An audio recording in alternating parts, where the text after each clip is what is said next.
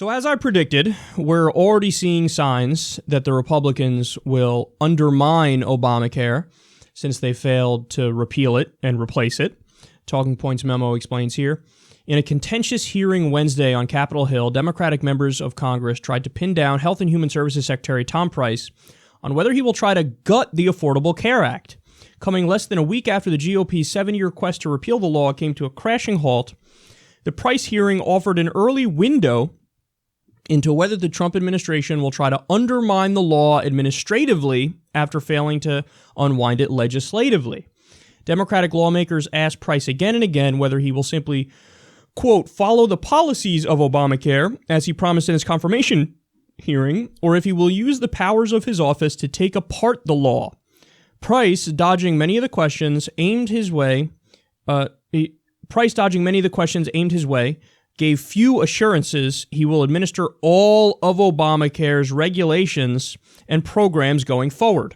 Following the sudden demise of the GOP bill to repeal the ACA, President Trump predicted that Obamacare would explode on its own, sparking fears the administration would work behind the scenes to make that happen. As Health and Human Services Secretary, Price controls many levers of the nation's healthcare system, and his answers before the committee will do little to assuage. Is that how you say that? Assuage? I think so. The fears of administrative sabotage.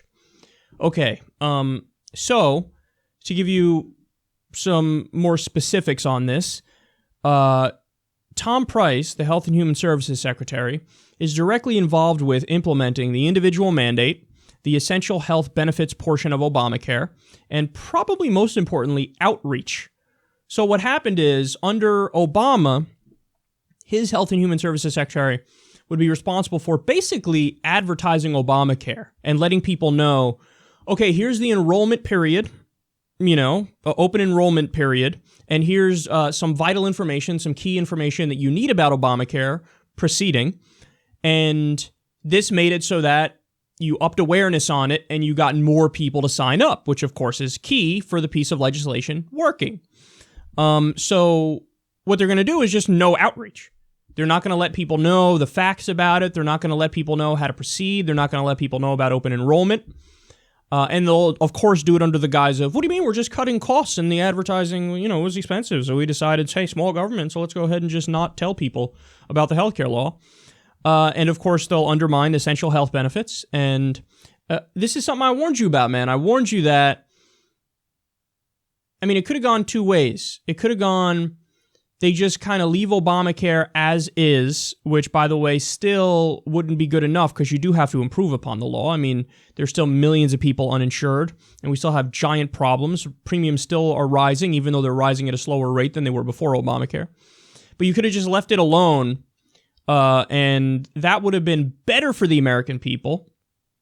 But what the Republicans are going to do is they'll try to undermine it in as many ways as possible, underfund it here and there, have Tom Price, Health and Human Services Secretary, not do what he's supposed to do to keep it functioning properly. And then they'll turn around in the next election and go, you see all those problems that you're having with healthcare? Don't blame us. No, see, we left Obamacare exactly as it is, even though they didn't. They'd be trying to gut it and basically kneecap it in many ways. This is just the way the law is, and we told you that the law is horrible, and we wanted to repeal it, but we didn't have the numbers. We needed a supermajority, not just a strong majority. So now you got to vote for us again and give us a supermajority. So they'll basically undermine the American healthcare system, fuck over the people, and then turn around and go, we told you, see, this is Obamacare, so you got to vote for us even more.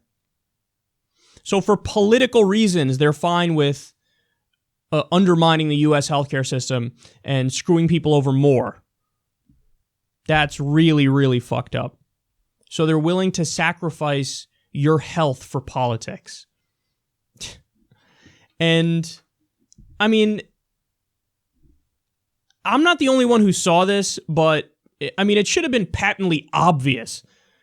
Because Tom Price, the Health and Human Services Secretary, he may be the most corrupt person in the Trump administration, and that's with including Goldman Sachs in my analysis here. He has 4 top administration officials in key positions who are from Goldman Sachs, Steve Mnuchin, who was there for 17 years, Gary Cohn, the president of Goldman Sachs, who took, I think, $275 million on his way out the door.